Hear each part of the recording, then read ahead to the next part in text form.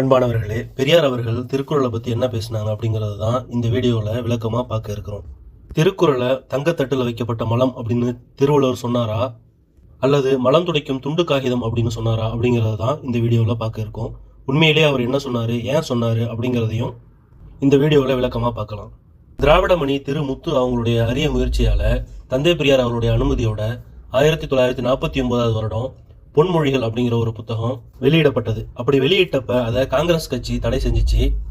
அந்த தடையை 1979 அதிமுக அரசு தடையை நீக்கி புத்தகத்தை எல்லோரும் படிக்கும் வகையில் உதவி செஞ்சிச்சு. அந்த புத்தகத்தில் அரசியல், மதம், கடவுள், சமுதாயம், இயக்கம், காங்கிரஸ், ஆட்சி, மொழி, தொழிலாளி, திருக்குறள், திராவிடர் கழகம், தீண்டாமை, பகுத்தறிவு, சீர்திருத்தம், பொருளாதாரம், ஆரியம் அப்படிங்கிற தலைப்புல பெரியாருடைய கருத்துக்களை உள்ளடக்கி எழுதியிருக்காங்க.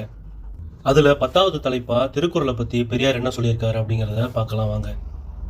வள்ளுவர் அவருடைய 1330 குறள்லையும் கடவுளை பத்தி ஒரு வார்த்தை கூட சொல்லல. அப்படியே கடவுளுக்காக சொல்லப்பட்ட உதாரணங்களும் உயர் குணங்களை தான் குறிக்குதே தவிர கடவுளை குறிக்கல அப்படிங்கிறத சொல்றாரு. அப்படியாப்பட்ட குறள் பாமர மக்களுக்கு வழிகாட்டவும் நல்வழியில நடக்க தூண்டவும் போதுமானது தானே அப்படின்னு நம்ம கிட்ட கேட்கிறாரு.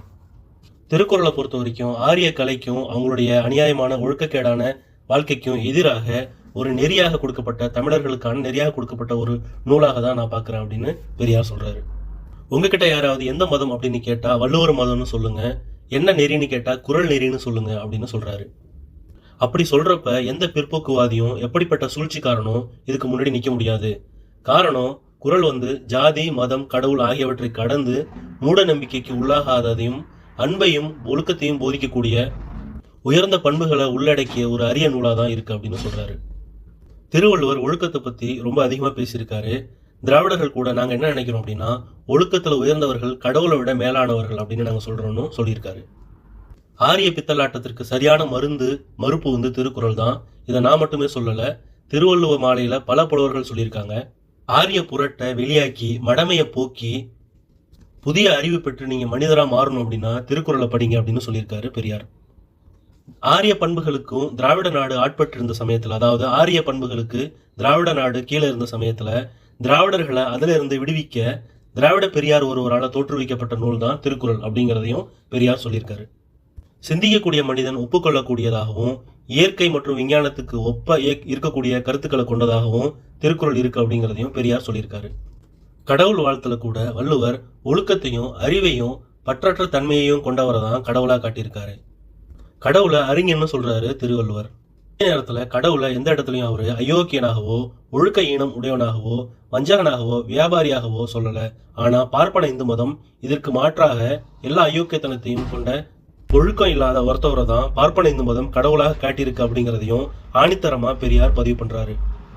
குறளை ஊன்றி படிப்பவர்கள் எல்லோரும் நிச்சயமா சுயமரியாதை உணர்ச்சி பெறுவார்கள்.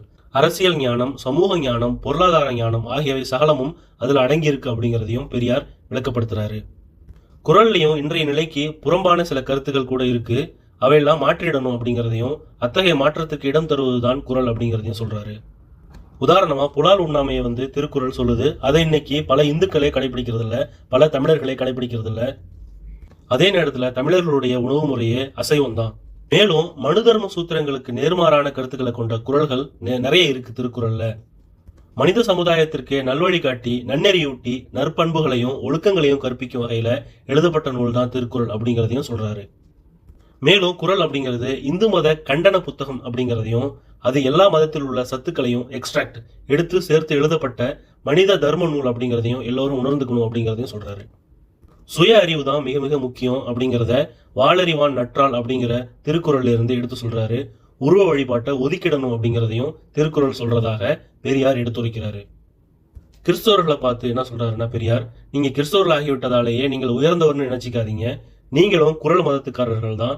பைபிளுக்கு விரோதமான நூல் குறள் கிடையாது, பைபிளுக்கு விரோதமா திருக்குறள்ல ஒன்றும் இல்லை அப்படிங்கிறதையும் தெளிவுபடுத்துறாரு. திராவிடர் கழகம் திருவள்ளுவருடைய திருக்குறளை பின்பற்றி நடந்து வரக்கூடிய ஒரு கழகம் அப்படிங்கிறதையும் இங்க சொல்றாரு. விட முக்கியமா திருவள்ளுவர் நூல் ஒன்றே போதும் இந்த நாட்டு மக்களுக்கு அறிவை உண்டாக்க அப்படிங்கிறதையும் இங்க தெளிவாக விளக்கப்படுத்துறாரு பெரியார். நமக்கு வேண்டிய முழு அறிவையும் கொடுக்கக்கூடியதாக ஒரு நூல் இருக்கு அப்படின்னா அது திருக்குறள் மட்டும்தான். என்னை பொறுத்த வரையில திருக்குறளை சிறிதாவது ஆராய்ச்சி செய்தவன் என்று என்னால் கூறிக்கொள்ள முடியாவிட்டாலும் அதன் பெருமையை நான் ஓரளவுக்காவது உணர்ந்திருக்கிறேன் என்பதையும் நான் தெரிவித்துக் கொள்ள ஆசைப்படுகிறேன் அப்படிங்கிறதையும் இங்கே பெரியார் பதிவு பண்றாரு. எல்லாவற்றுக்கும் மேலாக ராமாயணத்துல 100 பாட்டும் பெரிய புராணத்தில் 200 பாட்டும் படிப்பதை காட்டிலும் திருக்குறளில் 10 பாட்டாவது படிப்பது எவ்வளவோ மேலாக இருக்கும் அப்படிங்கிறதையும் பெரியார் இங்க பதிவு பண்றாரு. கடைசியா மக்கள் மீது அவர் வைக்கக்கூடிய ஒரே ஒரு குற்றச்சாட்டு தான் இது. திருவள்ளுவர் திருக்குறளை மக்கள் மெச்சுகிறார்களே ஒழிய காரியத்தில் அதை மலந்துடைக்கும் துண்டு காகிதமாகவே கருதி அதற்கு நேர் விரோதமாக கீதையை போற்றுகிறார்கள் அப்படின்னு சொல்லியிருக்காரு. 4 வர்ணத்தையும் நானே படைத்தேன் அப்படின்னு சொல்லக்கூடிய கீதையை போற்றுகிறார்கள். அதற்கு நேர் எதிராக சொல்லக்கூடிய திருக்குறளை, அதாவது பிறப்புக்கும் எல்லா உயிருக்கும் அப்படின்னு சொல்லக்கூடிய திருக்குறளை மக்கள் பின்பற்றுவதில்லை. திருக்குறளை போற்றி புகழக்கூடிய பலர் ஜாதி வெறி பிடிச்சவங்களாகவும் மேல் ஜாதி கீழ் ஜாதி பார்க்கக்கூடியவங்களாகவும் இருக்காங்கிறது தான் இங்க பெரியார் சுட்டி காட்டுறாரு. இந்த கருத்து மக்களை நோக்கி வைக்கப்பட்டது தானே தவிர திருக்குறளை நோக்கி இல்ல. இதை புரிஞ்சிக்காம அறமுல சங்கிகளும் தற்கூரி தம்பிகளும் பெரியார் திருக்குறளை பத்தி தப்பா பேசிட்டாருன்னு அவதூறா பரப்பிட்டு இருக்கானுங்க. திருக்குறளை பத்தி பெரியார் சொன்ன கருத்துக்கள் இதுதான் நண்பர்களே. இந்த வீடியோ பிடிச்சிருந்தா லைக் பண்ணுங்க, ஷேர் பண்ணுங்க, உங்களுடைய ஆக்கப்பூர்வமான கருத்துக்களை கமெண்ட் பாக்ஸில் எழுதுங்க. மேலும் ஒரு வீடியோவுடன் உங்களை சந்திக்கின்றேன். நன்றி, வாழ்த்துக்கள். அஸ்ஸலாமு அலைக்கும் வரஹ்மத்துல்லாஹி தஆலா வபரகாத்துஹு.